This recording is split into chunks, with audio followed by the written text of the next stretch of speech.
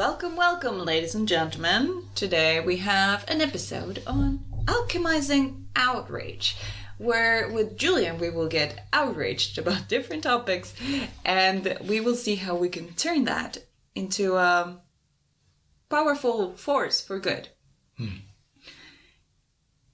Something to add, my love. Yes. Welcome to the podcast, Caro. And today, I guess we talked a little bit beforehand about, the ideas that came up. So maybe it's a bit more prepared today. And we just want to go into the topic and see what happens, what comes out of it from as always, psycho-spiritual perspective. Whatever that means. TM. It's a great one. It's ours.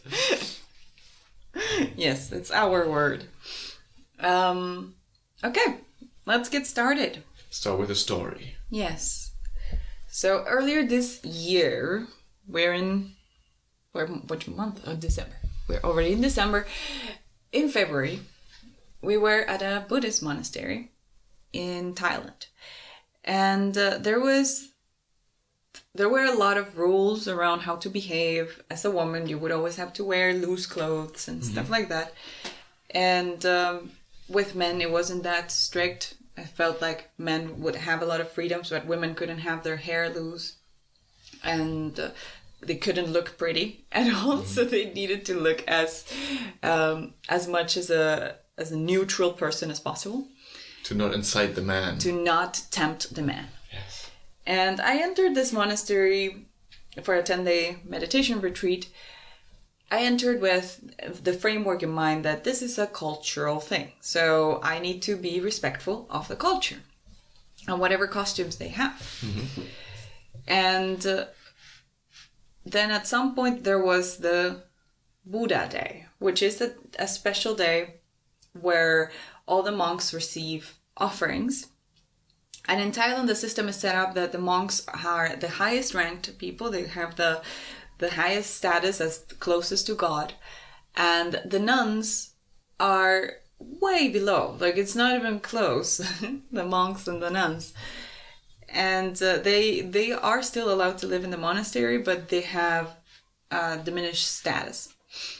So what happens that day is that everybody that lives around, that goes to the monastery, they go and hand in an offering to the monks. And the monks receive them, put them in their bag. I don't remember what it was called, but it's like a bowl bag. And then they put it in there. Usually a good offering is a deodorant, toothpaste, toothbrush, things that they would need because monks don't have money to buy things. So they get everything from the gifts and the offerings of people. The thing is, we had a very good friend, Sukito, that it was our monk that was teaching us everything.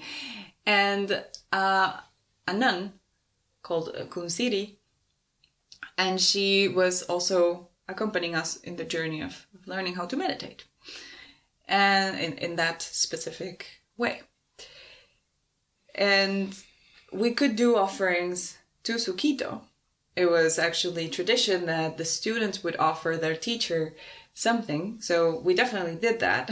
We went and bought some food and we gifted it to him. But I felt that it was unfair that the nuns couldn't get offerings. Mm-hmm. I was actually quite outraged by the differences between the monks and the nuns, and how much in Thailand, like, nuns cannot have any godlike status. So what I did was I went and also got something for Kunsiri. And we were talking and we were walking in an area that was like, there were people walking, there were people around. And I was like, okay, this is the perfect moment for me to do an offering to her. And how do you usually do offering? And you do an offering by grabbing the offering with both hands, kneeling, lowering your head, and showing the respect and handing over the thing that you're offering to the other person. So they can bless you then in return. And then they give you a blessing. Yeah. And for nuns, you're just supposed to just give it to them.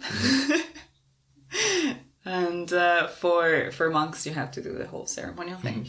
So what I did was I showed the nun the same respect as everybody shows the monks, the respect that everybody shows the monks. And what happened there was so funny, because the moment that I kneeled down, this was in a public space in the monastery, the moment I kneeled down and I handed over the thing, and the nun realized what was going on, she was like, stop it, get up. She was getting outraged, almost like, what the heck is going on? No, stop it, it's impossible, you should not do that. Yes, like, against the law, it's prohibited almost. Yeah, she went all red. Yeah. She was like, we're not different, like, get up. And she was freaking out because she was never shown this she was so uncomfortable level of respect. Like, oh. Yeah, she was treating herself like a second-class citizen, and that was the custom for her.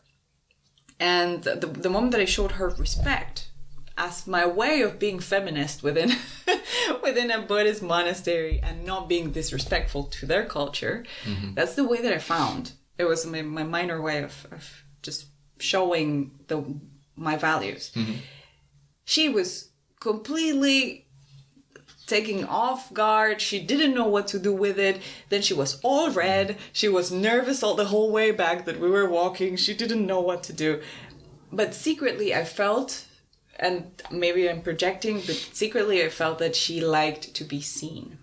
She couldn't accept it because you're supposed to be all humble and stuff, but she still gave me a blessing and she still was grateful. Yeah. And I don't know what happened afterwards. I don't know if she thought about it or she buried it in her mind. But that was the result when I did that act. It was the result of a lot of thought and a lot of feeling of, I noticed how much work the women do. I noticed how much they pray, how much dedication they have.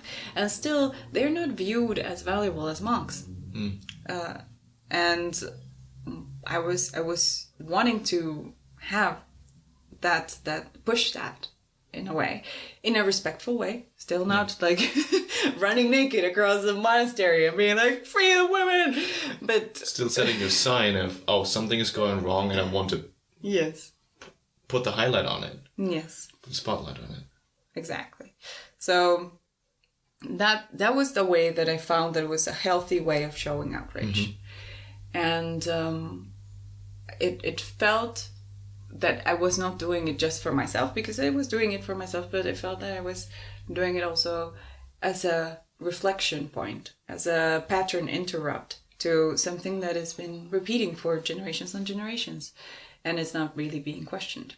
Yeah. It's an invitation. Like, it's not so in your face that you cannot repress it and push it back in the back of your mind and never talk about it again, but it's still an invitation to think about things differently. So that's my outrage story. I was actually thinking you bring up the other part of the Buddha Day, of the ceremony, where the man were walking out of the, or were sitting and meditating inside a temple. And the women had to sit outside with windows closed and just through the speakers. Yeah, that was no fun. There you were really outraged. I was for outraged. obvious reasons. And that was because women are not allowed to be in the temple. Yeah. And the outrage came from not being able to do anything. But then that fueled this seeking of a way to get this out, because I didn't feel right. And I've done it. And now I'm remembering another story where somebody from your family was visiting. And an old school German dude that he was not knowing much about geography.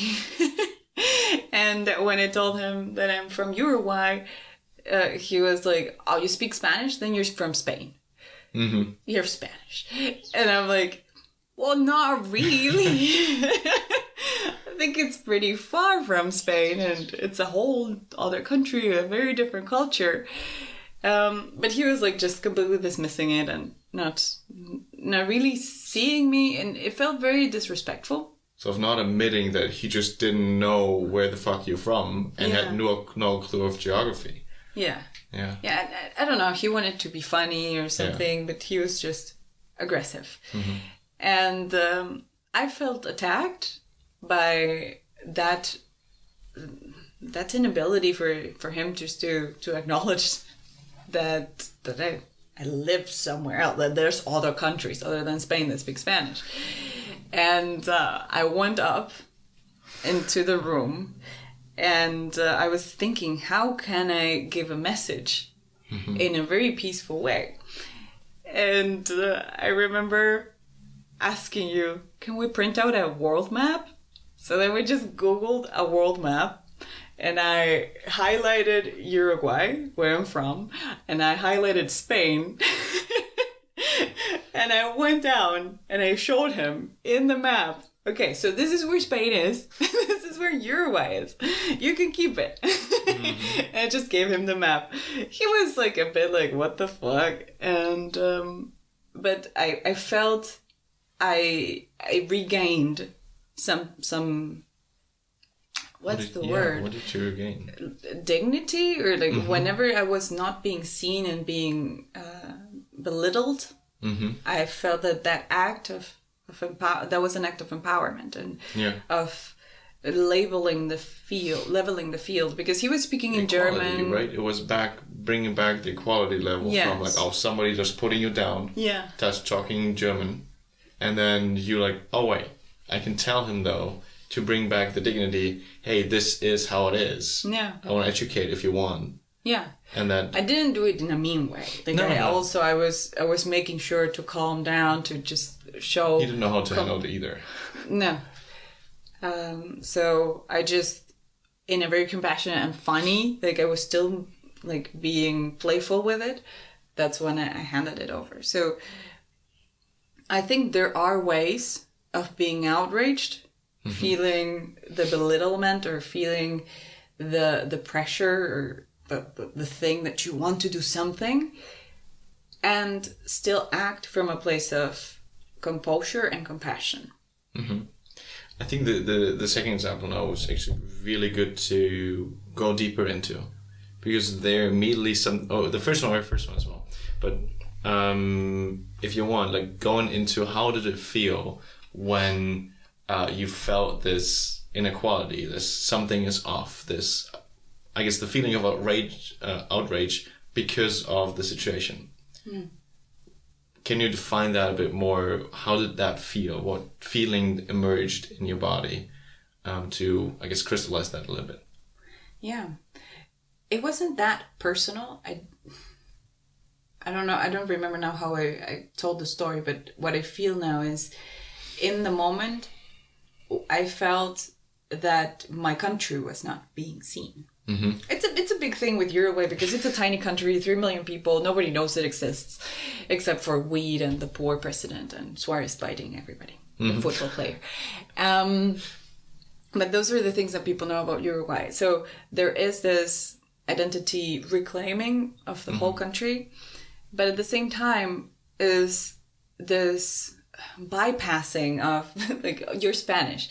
No, we're not really Spanish. Spanish were actually the people that were conquering the continent, doing massacres, bringing diseases, raping women, like ravaging and stealing all the gold. It's not funny, and it's not cute to just say like, oh, you're Spanish, because it's not even true. If I was to be somebody, I would be more Italian. I have Italian ancestors. Yeah. But I think that's what was running in my blood. It was something bigger than me. It was not that he was just making fun of me, but it's that he was not seeing that statement that he was making, and that little bullying act was loaded with this supremacy and this like, white man is the best, and everything, like Europe is the main thing. So I felt that I needed to do something. if it was just against me, I can just let it go. But usually when there's something involving a bigger cause, then that pushes me to action. So that was what happened then. Mm-hmm. And the feeling that I had was of justice, I think. It was more of a fairness or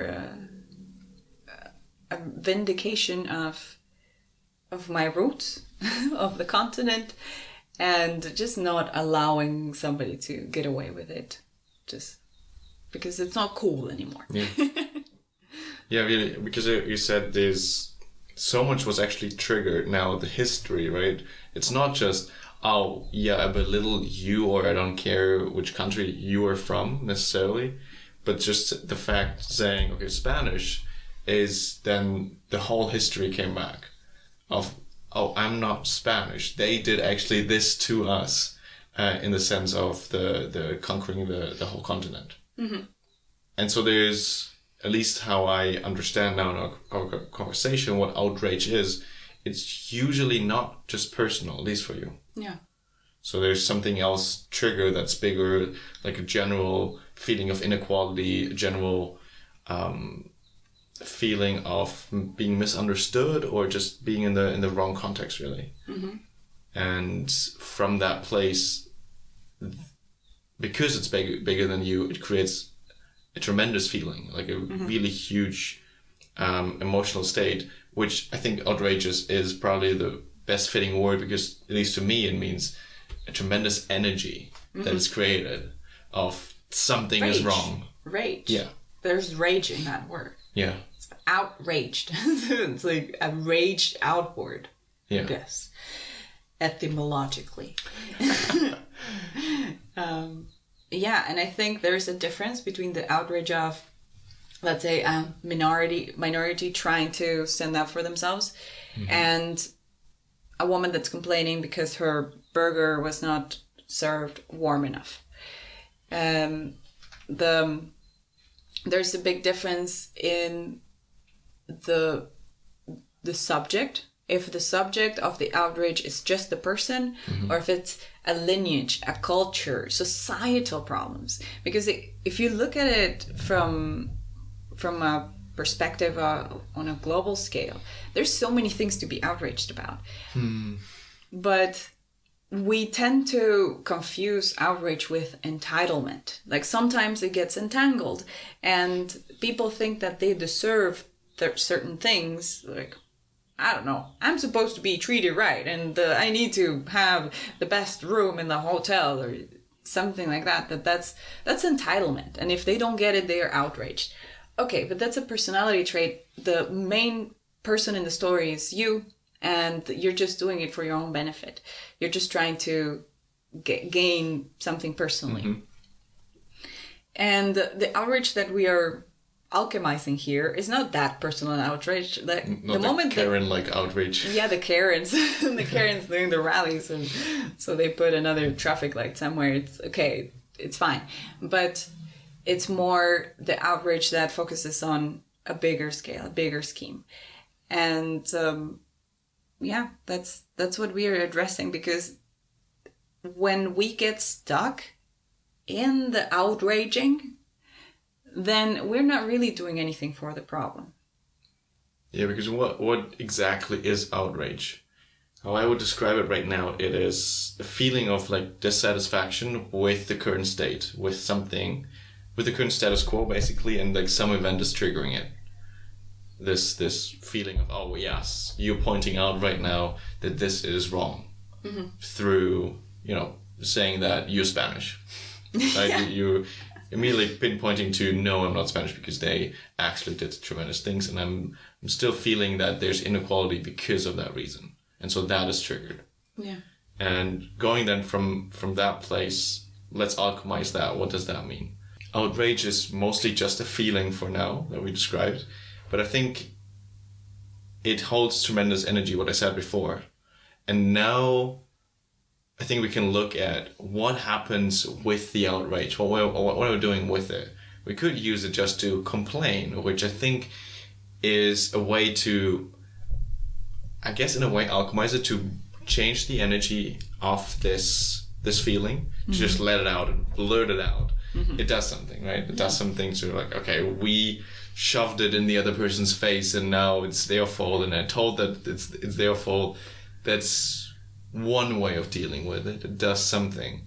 But I think there's a better way of dealing with it, a more distinct, and what I think we want to call now alchemizing that outrage, which is, I don't see it as negative at all, more as it is actually a state that has tremendous energy that you can use to bring forth change. Yeah. And I think that's where I, or maybe even we, want to focus on, that this holds tremendous energy for change, and how can we use this now? Yeah. Yeah, because I think whenever you are triggered, you can react impulsively. You can do your anger thingy and educate the other person on everything that they did wrong and how everything that they said is completely ignorant. That's one path. Sorry. Apparently I didn't like that path. And the other path is reflect on it. Because when you are reacting in anger, what you're doing is you're hurting back. Yeah, it's one eye for an eye. It's an eye for an eye kind of thing. And it becomes more about you. It's like, you offended me and all of these people behind me, but it's you're the center character. And you're not really thinking of the bigger picture. You're just thinking of humiliating the other person or educating them, but in a not nice way. So when you think that you are this warrior for justice or for enlightenment, culture, whatever word you want to put in there, when you think you're that person, then you will act from a leadership position. You know that you are representing an ethnicity, a culture, or an idea. And that's a tremendous responsibility. Mm-hmm. So you don't want to make a fool of yourself, or you don't want to ruin the reputation of what you're standing for. And when you operate from that place, thinking, okay, I have an opportunity here to educate somebody or to do an act that makes this ideas come through, then it's a different energy to it. It's an energy of transformation, of alchemizing. Because you're still using the anger. You still have the anger or the triggering, the sadness, whatever it is that you're feeling. You still have it. And you're outraged. But you transmute it in your body. It's almost like it enters a black box and it comes out in a completely different way. And it's a very powerful thing to do, not to fight fire with fire or the eye for the eye. When you do these things often and repeatedly, and you become this kind of person that will alchemize the acts of ignorance and division into something that just an opportunity to express ideas and to stand your ground on a cause that you find meaningful, then you start creating a different world. You start giving the example of how it could be. And people might take a hint. Not everybody will. Like, some people will just ignore you because you're not being aggressive or not in their face. But other people will take notes on what you're doing. And that can create a ripple effect when you give the example of how it could be. Yeah, I think especially when you focus on the part of humiliating the other person back, then it creates resistance. Nobody likes to be educated from a superior level. You did something wrong. No, change it. We just don't like it. Our ego gets hurt. Mm-hmm. And there's actually less likely to change to happen. And when you then come from the other place, I think what's in most ways it's described as, if you want change to happen or want to change, what's the quote? Be the change you want to see in the world. Thank you so much. Yeah. Exactly. literally that quote, if you want to see the other person change, be the leading example. That the person is like, oh, I was triggering the person. I noticed that the person was triggered and they didn't lash back at me. That might be even a point for them to think about. Mm-hmm. Like, what? Wait, usually I expect this differently. Why isn't that happening again? Mm-hmm. And I think that's really the point that I feel drawn towards. How can I personally be the change that I want to see in the world?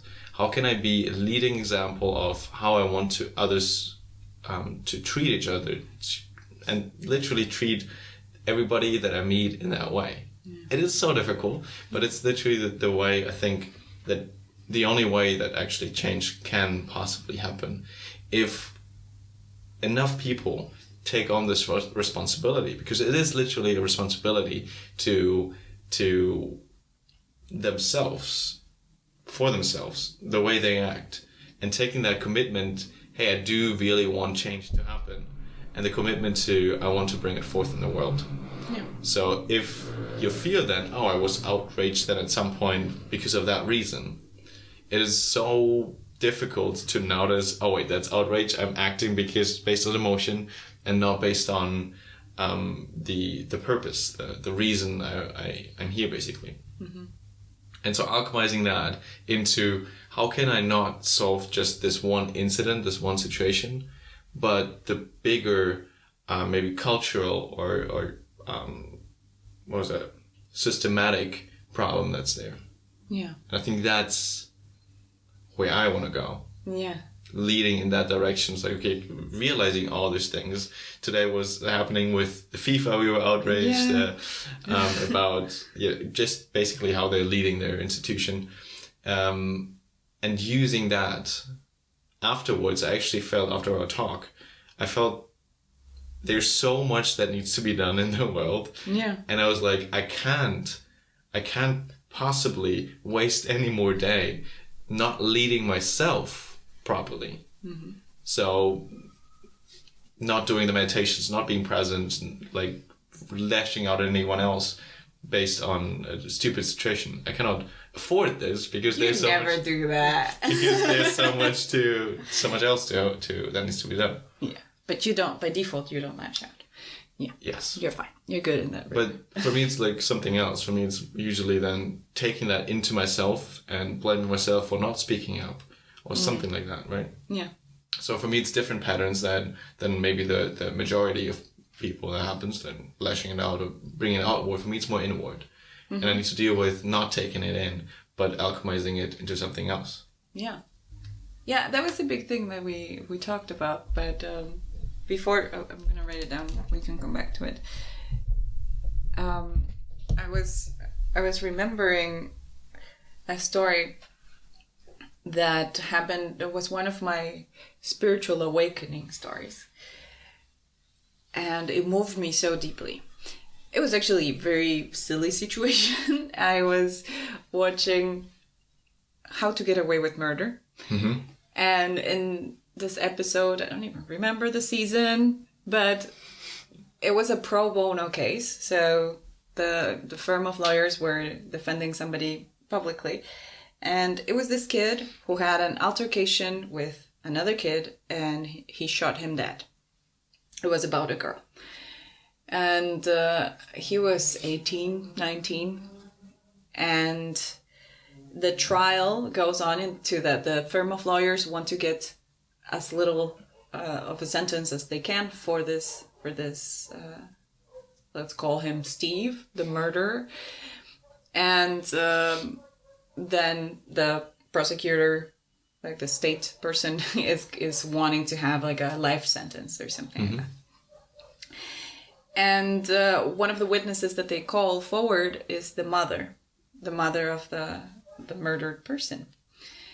And what she says is, if my opinion is worth anything, I have researched the background of Steve, and I know he was abandoned by his parents, and I know that he has been living in foster care, and he doesn't have a sound home to return to.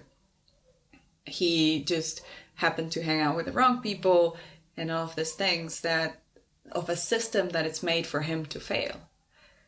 And if my opinion is worth anything, I would like him to get the least sentence possible. This is the mother. And she's saying, because I cannot live with hate. I do this for myself, I do this for my son. And I do this for this other kid, Steve. Because if I just have hate and I just blame it on him, that's not going to get me anywhere. It's not going to bring my son back. It's not going to help in any way society. Instead, what I see is a flawed system that failed you. And I'm willing to be a mentor throughout the way if you want to have a person to lean to. It's a fictional story. And the dude ends up breaking down, and he's like, okay, I'll just do whatever, I'll declare guilty. Like, he was moved by the love of this mother and completely transformed by it. I'm not going to tell the whole episode, but that scene, I was watching. I couldn't see the screen because my eyes were so full of tears. And I was so deeply moved by the situation of somebody being able to see it with love. See with love a situation that usually has this conflict and this opposition, hate and fighting and revenge. And she was just leaning full on into love and grief and accepting her pain and just knowing that this is a systemic problem.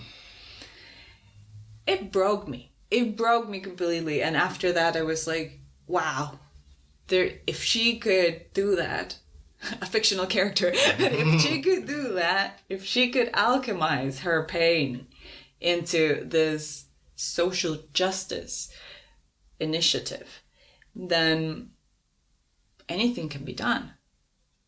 And that was the inception of me always trying to look at things from a different angle. Whenever I'm outraged, whenever I'm triggered, can I react with love instead of with hate or with fear? And there's so much that could be done. Like, if she would have been hateful towards Steve, then Steve would have just continued in the same cycle. But because she was forgiving and loving towards him, then he wanted to change. He wanted to become a different man. And I think that's what we can do when we operate from this compassion and competence as well. Like being able to express what we want to express, but still see the other person as a human, flawed and evolving, and part of a society that is deeply sick, and accepting that all of that is going on before we just attack and give them one more thing to be petty about.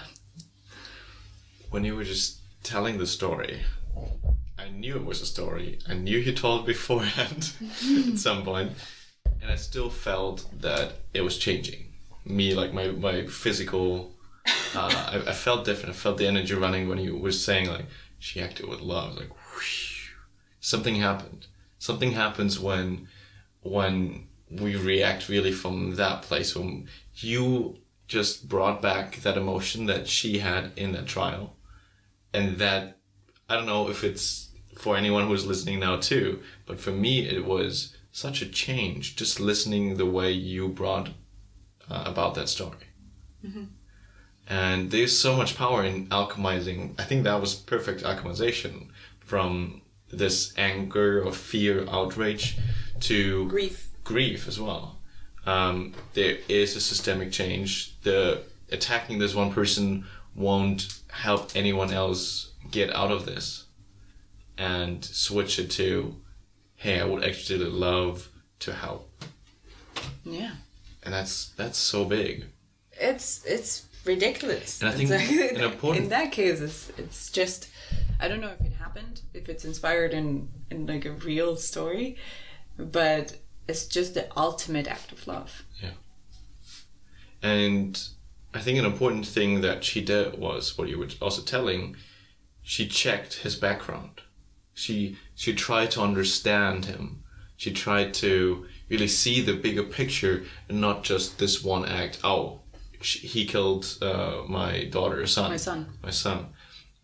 But rather, what made him to do this? Like, what was his environment? What was his mindset? Why did he do it? And from that place, you could actually then see the systemic problem rather than the one individual act that happened. And I think, I don't know, I feel that that's such an important part, not just seeing the one thing, the soundbite, the snippet on Twitter, the just tweet or short Instagram reel, what you see of an outrage thing that's happening around the FIFA, Iran, or somewhere else in the world. But you need to see the bigger picture. It's usually not just one act that you can just say it's right or wrong. It's usually never the case. So it's just really, I think it's so important to go into it and really distinguish it and see the bigger picture rather than just trying to get a right or wrong answer. Yeah. Because I don't know, it's never found an example that it's so yes or no. Yeah. Yeah, acting intentionally is fundamental here, because if you are not thinking through your actions, then you're just going to be a puppet of the system. Mm-hmm. Because the system is created like news media outlets and political parties, whatever you're receiving, all the information that you're receiving, it's made so that it's fear-inducing and dividing, because that's an easily controllable society. And the way that we have to gain our power back and to help society in a very deep way is to think through the way that we are reacting to things. Yeah.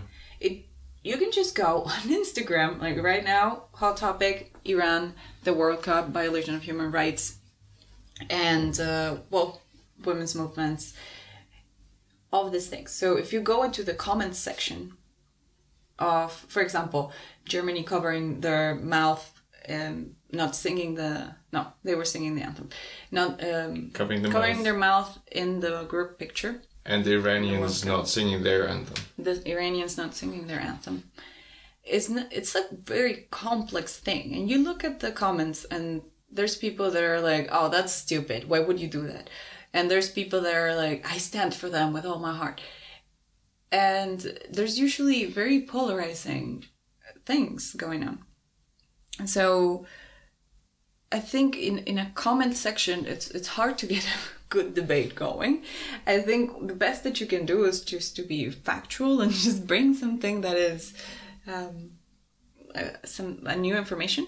So provide information, maybe if you can, even with your sources, and or just provide compassion and support and not just generate more chaos around the topic, because it's not a topic that needs more chaos around and more anger and more things on social media.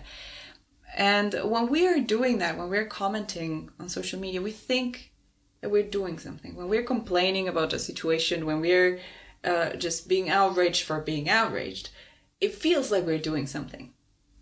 And it's usually very impulsive as well. It's not like you're thinking half an hour about it. It's like, oh, you just read a comment, you want to reply to it, and you just put it out. It's because of people like you that the world is going to shit. It's like, whoa, that escalated quickly. Yeah. But yeah, I think that's an important thing to notice. When we are commenting on these things, we feel like we're doing something.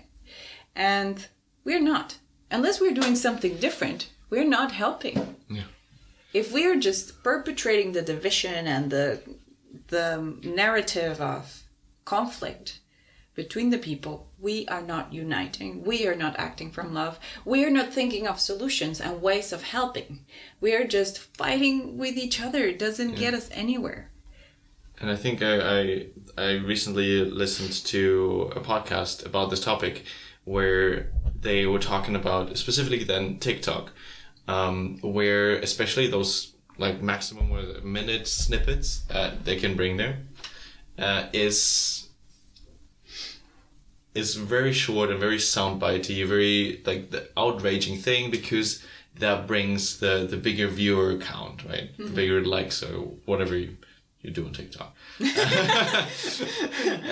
and I think that's such an important perspective, that seeing those social media pages as they're promoting the things that keep the people on the page.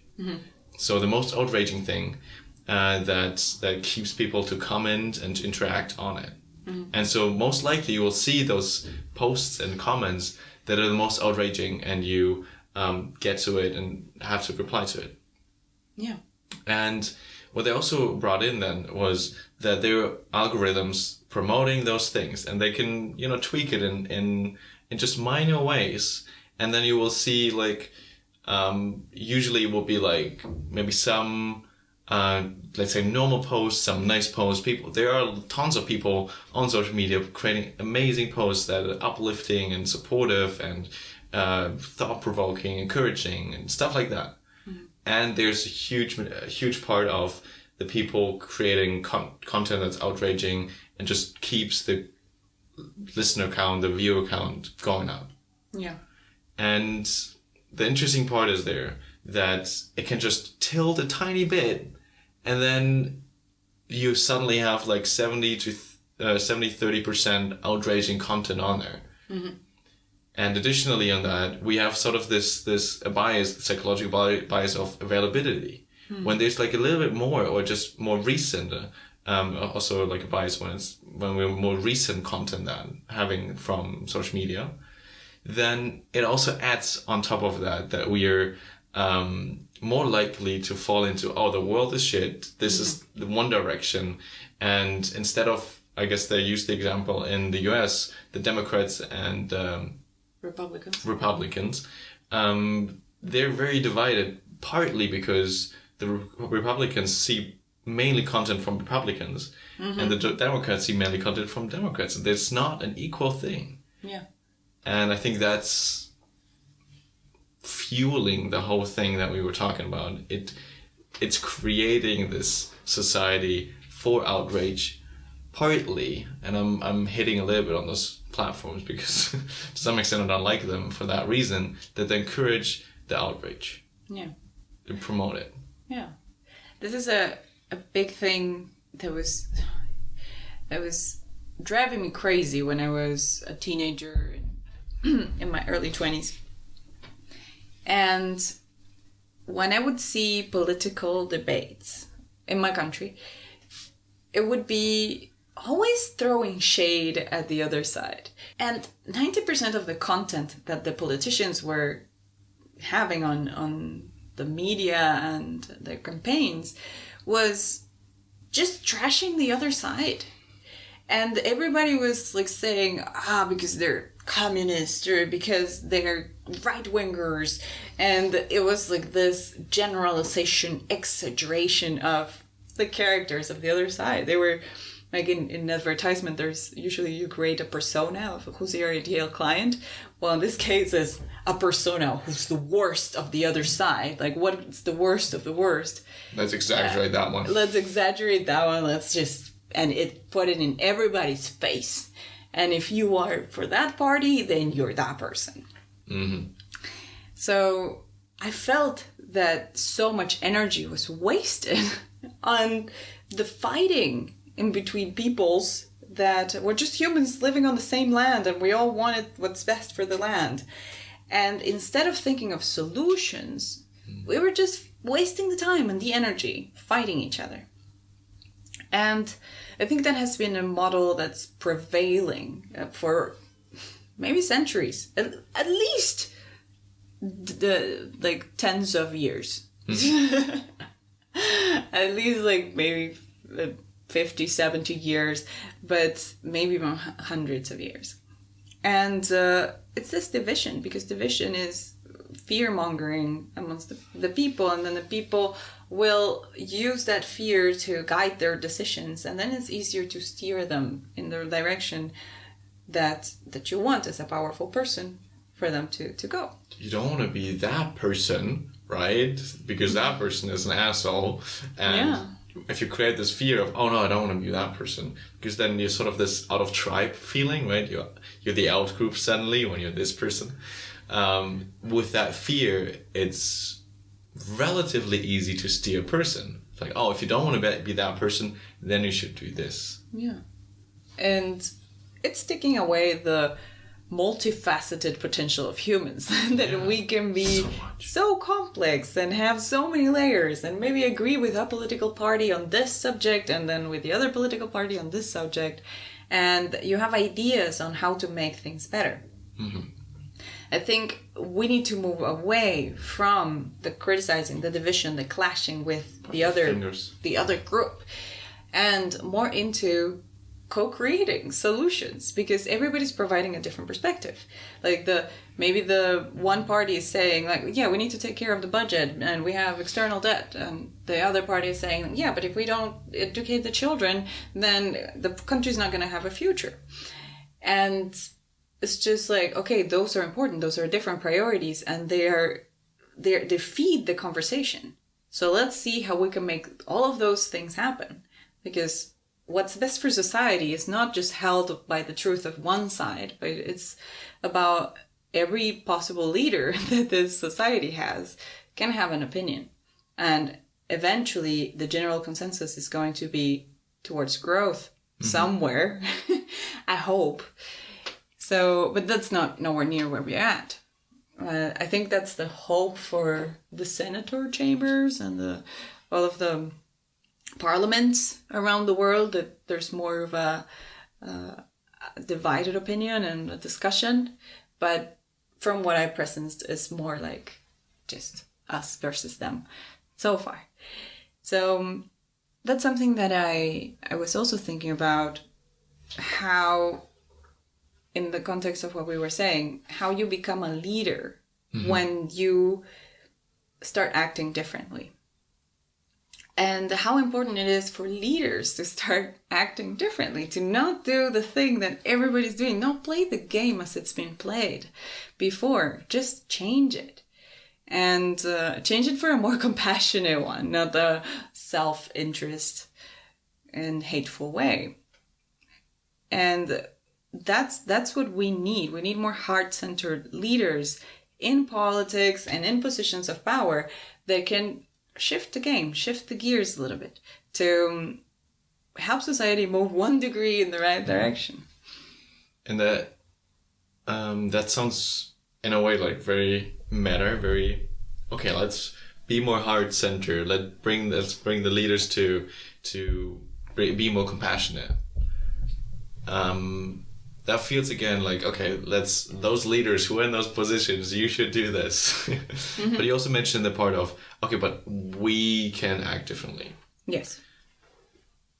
How? What might be the first step to actually change something on maybe the individual level? Because I think we talked very much on, oh yeah, we should be more heart-centered, we should take ownership of things. And that's all great, and it's all great words.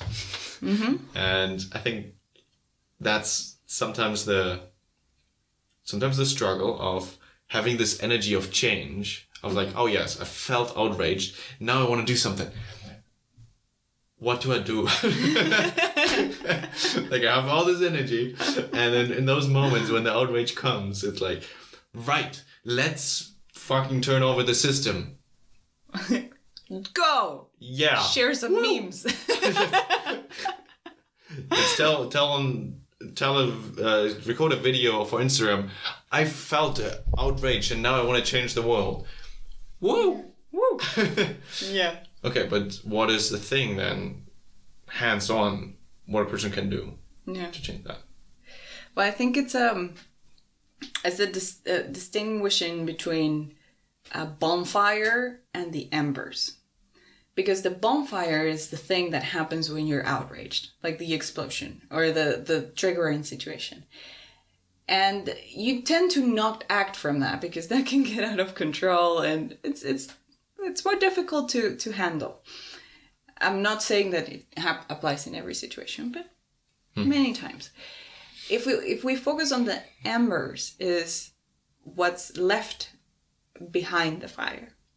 this fire caused, transform the logs into embers, and now that's irradiating heat. It's uncontrollable, it's still on. And we should work with the embers most of the times.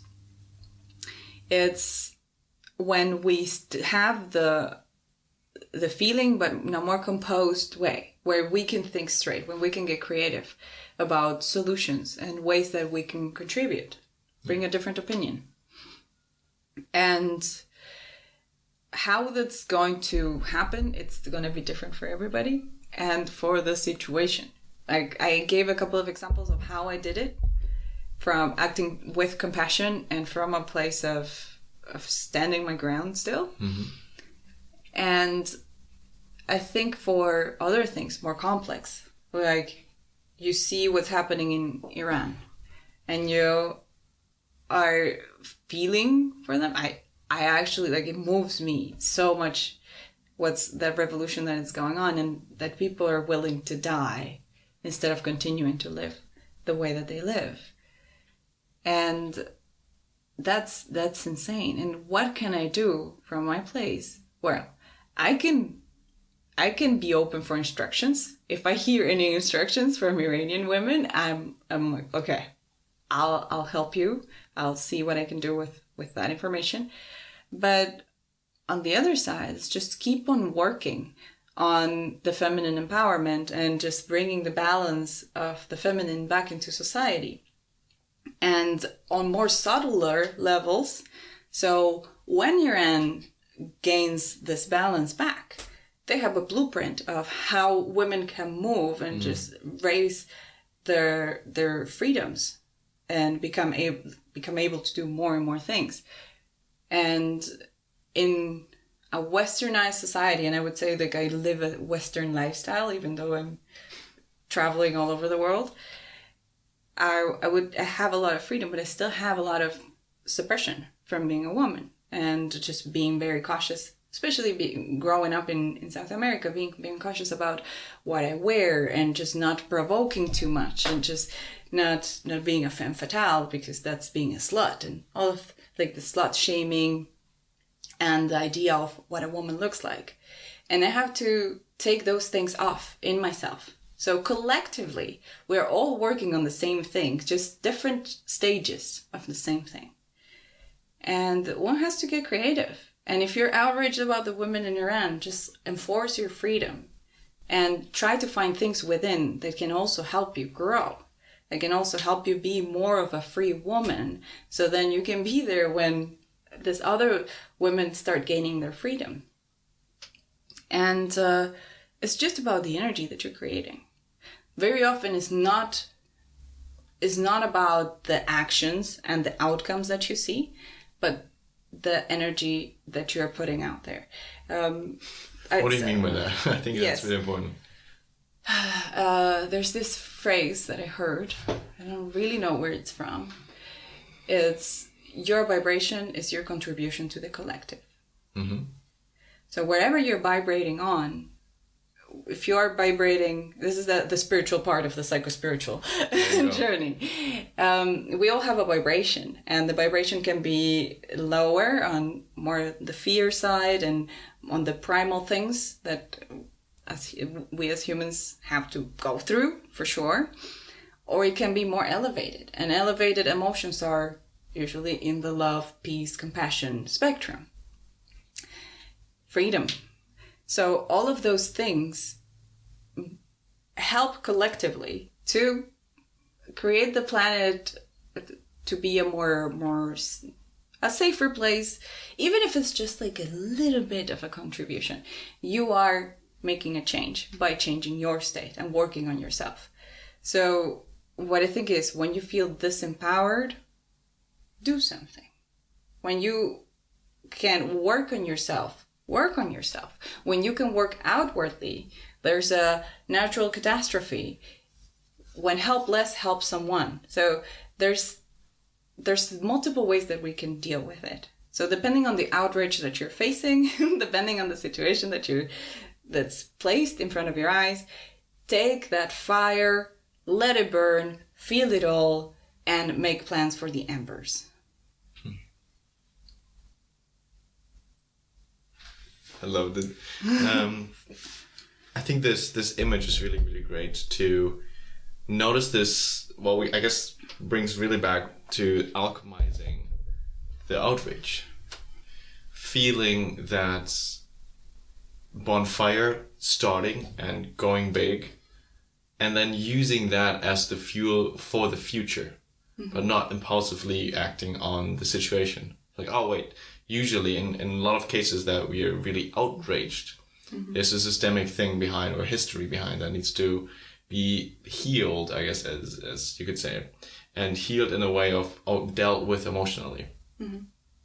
And what I love then with your perspective is that it is about feeling this almost compassion or the love that the person had in the court, loving the other person, that even though that person killed her son, she could still love that person because she saw the whole spectrum of the environment that made this person the way they are right now.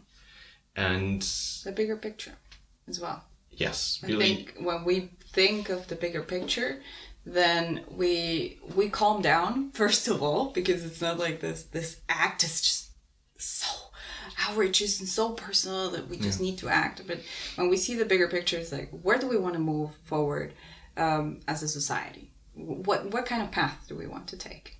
And just being the leading example of that. And it can be with just dealing with the emotion of outrage and really alchemizing that into, okay, next time I'll be in this situation, I'll do something different, or I feel different. That's a great first step. What is another, because you said it might not be about the thing that you do, but it sometimes is easier to know what exactly you want to do in a step to just bring the ball, start the ball to roll, bring the ball on rolling. Yeah. And I think you already gave a tip, like going through the emotions and dealing with it, not letting it come into outrage. And I think for some other things, it can be not to let the amber just vanish and everything is gone. So really using that as let the bonfire start and completely be gone, but using really the embers. And I think that might be really key, because otherwise it just repeats over and over again. Yes.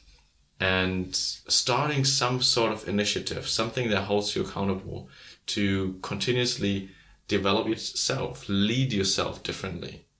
Like, how do you want to respond to the world? Like, asking yourself those questions is, I think, very transformational, at least for me. Like, knowing, okay, if something like that happens, I want to change the way I react. Yeah. Or even more on a bigger scale, starting some sort of initiative that is a weekly meeting of friends talking about systemic issues, or I don't know, something that sparks this interest for continuous action on those embers and keeping them alive. Yeah. You said something very important, to think beforehand how you want to act in the situations. So making a commitment to yourself that you won't react in a rage and start putting somebody down or beating somebody up. Let's not do that. But just knowing how you will want to react. That always gives a framework, and it doesn't let you have to decide on the spot when you're outraged what to do. So if you have already a framework, setting a framework in place of how would you like to react in a situation like this. And depending on our stage in life, we will be able to, like, our best is going to look very different. For some people, it's going to be just shut the fuck up. Like, that's the best that they can do at the moment, and that's okay. But at some point, maybe they can be like, I understand your perspective. Could you tell me more about why you think this way? So getting curious about the other person's perspective. Trying to see the bigger picture. Zooming out from the outrage comment on Instagram or Twitter to really, what's behind it? Yes. Because we get so, like, you want to have this binary yes-no decision because it gives us security. Yeah. And daring to get into uncertainty and, okay, let's explore this. Yeah. What's actually behind it? Yeah. And we might need quite a few iterations on how to react.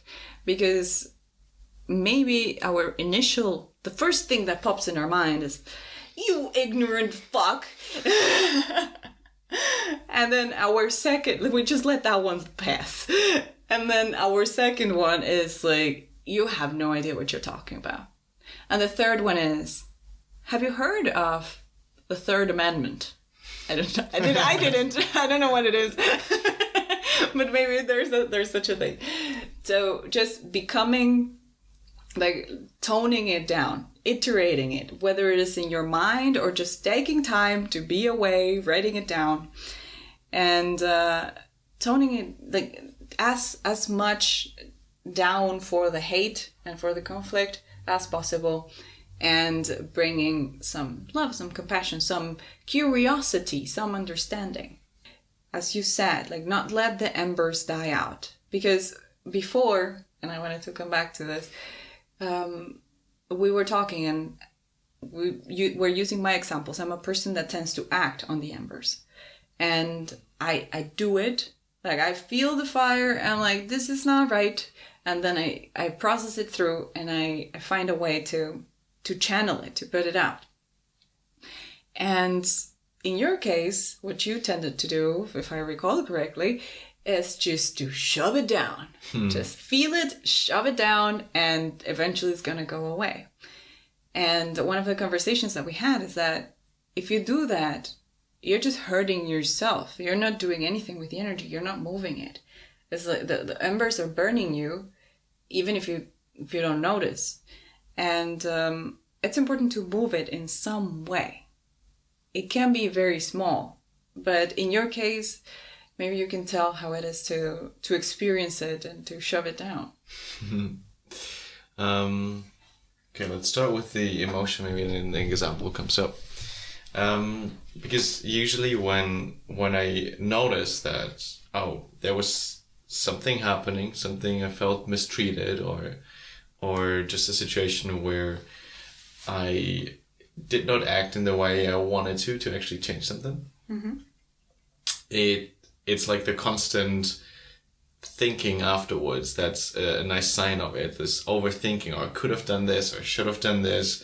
And it's just like creating the feeling of now I'm in a way, in German we say, like, my hands are like binded together. Now I can't do anything anymore because the situation is gone. Mm-hmm. And it feels in a way helpless or hopeless in that way. But what happens with the emotion, it feels like just something is stuck, really, as you said. Like, this anger prevails, maybe over days. Sometimes it's even after, like, small things of a coaching conversation that I had with a client, and I noticed I wanted to act differently, but I couldn't really in that call.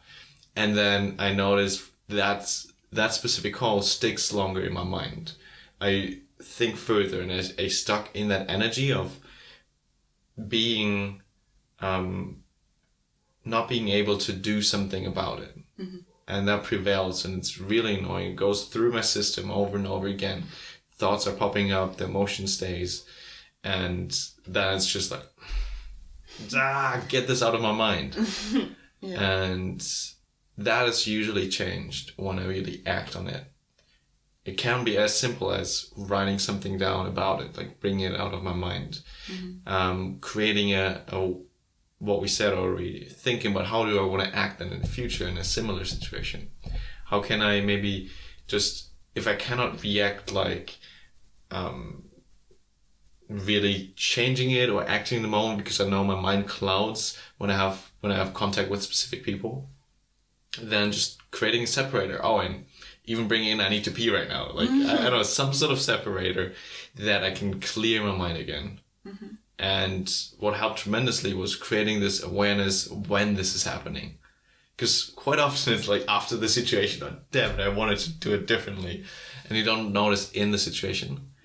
And bringing up this awareness through, and I guess meditation, or right now also journaling about it, next time again when this is happening, you notice the signs. Mm-hmm. And so bringing that awareness into that situation is, I think, tremendously helpful. And then brings back the power to act. Mm-hmm. It's almost an act of empowerment to realize this awareness when those situations are happening. Mm-hmm. Okay. Yeah. And I remember exactly what you're saying. It would stay on your mind. You would just be so withdrawn and just dealing with it, chewing on it, fighting internally. Fighting internally. Why did I do that? Yeah. And well, in that situation, for example, with your family member, you were feeling that you should have stood up for me. Yeah. But you had no clue how. Yeah. So then that was like sort of as an interrupted thing, an interrupted flow of things. And that didn't feel right. Mm-hmm. That didn't feel right. So the important part, and to bring this back, is to get the energy moving. Yeah. To somehow either support the person that's being bullied, because that's what you did in that moment. You were like, what do you want to do? Yeah. And then we just printed the map, and I just took that. I think just to slowly bring it to an end, I think the important part is to really start something to change. Anything that's on your mind that you think can improve it a little bit is a great starting point. Starting a conversation with somebody about it. Just bringing it up that you want to change yourself in a way, but you don't know how, is great. You don't need to figure it out everything all at once beforehand. Yeah. And yeah, I don't know. For me, it's right now, all of these things, for me, it's difficult sometimes to react in the moment. My mind gets very clouded and I want to withdraw. So for me, it's about really creating something systematically that improves the world. So for me, it's going to be creating conversations around important topics and trying to create a better vision for aligning, for uniting people on the same topic. Yeah. That's my way of dealing with it for the future. Yeah. I don't always know in the moment, but that's something for me in the future. Yeah. And maybe then to finalize it, do you want to give a last tip or idea or quote that you would share as well? Yes. I think what you just said for yourself is you want to create these conversations. For me, is to have a stance, and have a stance from not the general narrative, but creating my own stance. That's what I do with every outrageous topic out there. And I just look at it from a meta perspective, look at it from the distance, and see what things do I take, what do I take from each side, how many perspectives can I get on this, and having an informed opinion. Mm-hmm. It's never going to be a full picture. That's impossible to have. But having as much of a full picture as you can to understand both sides. And that's something that with Outrage, I think it's very important. And when we were talking today about the World Cup and the FIFA organization and how just like they bypassed every human right possible. I think that just it's unresolved, and when something is unresolved, then it stays around me for a while. So then what I do is I investigate. That is my natural tendency. Bringing curiosity. I bring curiosity. I'm like, okay, I don't like this. I think this is a bunch of corrupt people just managing having a lot of power. How can this be better? And just even creating a vision for what FIFA could look like if FIFA were to remain FIFA. Even that is already a step. So creating your own opinion, taking in many perspectives, being curious about the topic, and creating a vision. If nothing else, at the very least, in your mind, it gets a bit settled and you can hold a reality that even if it's not possible in this lifetime, it's still a better reality than what's happening out there. Just one thing I want to add still is be the change that you want to see in the world. Cliche as fuck. And it's so true because it's so deep. No, I think there's really a lot behind it. If you really unravel it, there's so much. If you are changing yourself to the extent that you want to see the change in the world, change is inevitable. Yeah. Yeah. Thank you so much. Thank this you. deep, long conversation about how to change the world, basically, and changing Through outrage. alchemizing, using outrage to bring forth change in the world. Noise. All right. Thank you for listening, everybody, and hope you enjoyed the ride as much as we did. Thanks so much. See you next time.